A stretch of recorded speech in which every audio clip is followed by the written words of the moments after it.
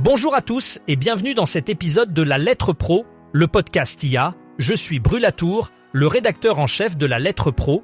Aujourd'hui, nous allons explorer les nouvelles de l'industrie de la radio et du podcast. Voici les titres du jour. Vivacité réaménage son antenne pour accompagner les auditeurs tout l'été. Alouette adapte son antenne à l'été avec une grille dédiée jusqu'au 30 août. Et en Bavière, la radio confirme sa puissance et le DAB+ franchit un nouveau cap. Nous parlerons aussi de Franck Gaudin, qui prend la présidence de Lagardère Publicité News, de Vibration qui repart en tournée avec 3 concerts en Centre-Val de Loire, et de l'initiative d'ici qui fait vivre le Tour de France 2026 avec 44 radios locales. Enfin, nous verrons comment RTL Belgium conforte ses positions avec Radio Contact et Bell RTL, la Guyane, où la radio rassemble 92 300 auditeurs quotidiens selon Médiamétrie, et Radio FG qui étend sa couverture FM à Montpellier et Sète. Vivacité, la chaîne de radio belge, a décidé de réaménager son antenne cet été pour mieux accompagner ses auditeurs durant cette période estivale. La station a dévoilé une nouvelle programmation qui met l'accent sur la détente et le divertissement, tout en gardant son public informé des actualités importantes. Ce réaménagement inclut des émissions spéciales, des séries estivales et des rendez-vous musicaux qui promettent de rythmer les journées ensoleillées de ses auditeurs. Avec ce changement, Vivacité espère renforcer le lien avec son audience en leur offrant des moments de plaisir et de relaxation adaptés aux vacances. Cette initiative s'inscrit dans une stratégie plus large visant à fidéliser les auditeurs en leur proposant un contenu varié et attrayant tout au long de l'été. Alouette, surnommée la première radio du Grand Ouest, a dévoilé sa grille d'été qui s'étend du 6 juillet au 30 août, spécialement conçue pour répondre aux besoins des vacanciers. La station conserve ses principaux rendez-vous tout en enrichissant son offre avec des points d'information réguliers et une météo des plages diffusée plusieurs fois par jour. La journée commence avec le matin Alouette de l'été, de 6h à 10h, proposant musique, actualité, horoscope et météo.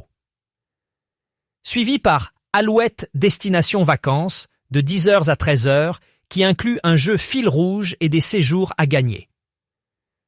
L'après-midi est rythmé par Toujours plus de hits de 13h à 16h, puis Alouette le duel de 16h à 19h, offrant des cadeaux aux auditeurs. Les vendredis et samedis soirs, Alouette le club, l'été, diffuse des hits dance, électro et funk de 22h à 2h. Ce dispositif est renforcé par des bulletins d'information toutes les demi-heures le matin et tout au long de la journée, permettant aux auditeurs de rester connectés à l'actualité régionale et nationale. En Bavière, la radio continue de démontrer sa force en tant que média de choix pour les auditeurs. Récemment, le DAB+, qui est la norme de diffusion radio numérique, a franchi une nouvelle étape importante dans la région. Les dernières données montrent que de plus en plus de foyers bavarois adoptent ce format, permettant une diffusion de meilleure qualité et une plus grande variété de stations. Ce développement est soutenu par une infrastructure en pleine expansion, avec des émetteurs supplémentaires installés pour améliorer la couverture et la réception. Les stations de radio en Bavière profitent de cette avancée pour élargir leur audience et offrir des contenus diversifiés allant de la musique aux informations locales et internationales. Cette progression du DAB+ en Bavière fait partie d'un mouvement plus large en Allemagne pour moderniser et renforcer le paysage radiophonique, assurant ainsi que la radio reste un média pertinent et dynamique dans un monde de plus en plus numérique. Franck Gaudin a été nommé président de Lagardère Publicité News, succédant à Marie Renoir-Couteau. Avec cette nomination, Franck Gaudin intègre également le comité exécutif de Lagardère News et Lagardère Radio. Cette intégration marque un tournant important pour Lagardère Publicité News qui cherche à renforcer sa position sur le marché.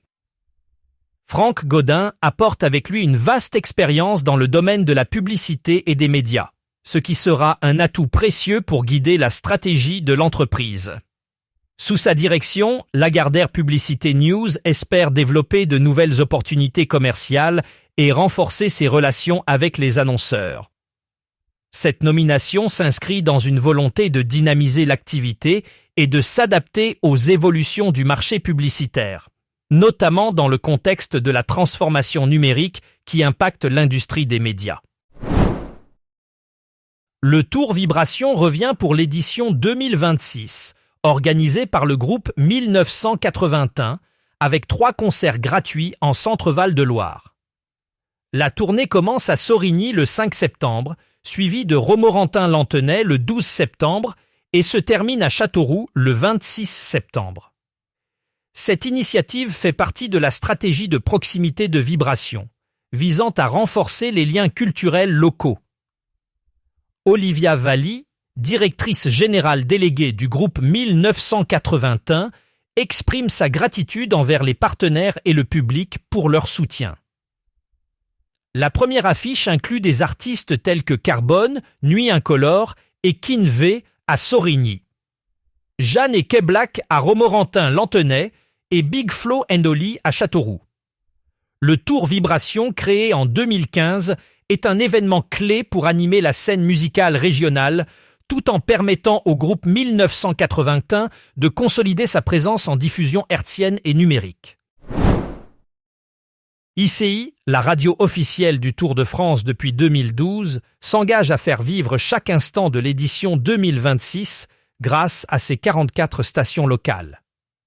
Pour couvrir les 30 étapes de cette compétition mythique, ICI déploie un dispositif impressionnant qui allie diffusion en direct sur ses antennes, contenu numérique sur ici.fr et un podcast spécialement conçu pour les régions traversées. Cette couverture exhaustive permet aux auditeurs de suivre la course de près et de découvrir les richesses des territoires visités. En mettant l'accent sur l'interactivité et l'engagement local, ICI renforce son rôle de média de proximité tout en célébrant le plus grand événement cycliste du monde. Cette initiative souligne l'importance de la radio dans le paysage médiatique actuel, en offrant une expérience immersive et enrichissante aux passionnés de cyclisme et aux auditeurs curieux. RTL Belgium a renforcé sa position sur le marché belge grâce à Radio Contact et Bell RTL. Ces 2 stations continuent de captiver une large audience grâce à une programmation diversifiée et de qualité. Radio Contact, connu pour ses hits contemporains et ses émissions dynamiques, attire un public jeune et actif. De son côté, Bell RTL, avec ses émissions d'actualité et de divertissement, séduit une audience plus large et variée. Cette double stratégie permet à RTL Belgium de consolider sa présence sur le marché et de fidéliser ses auditeurs.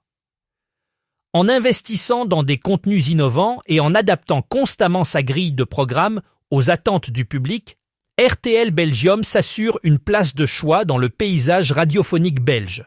Ces efforts se traduisent par une augmentation de l'audience et un renforcement de la notoriété des 2 stations, confirmant ainsi leur rôle de leader dans l'industrie. En Guyane, la radio prouve une fois de plus son importance en tant que média de proximité en rassemblant 92 300 auditeurs quotidiens selon les dernières données de Médiamétrie.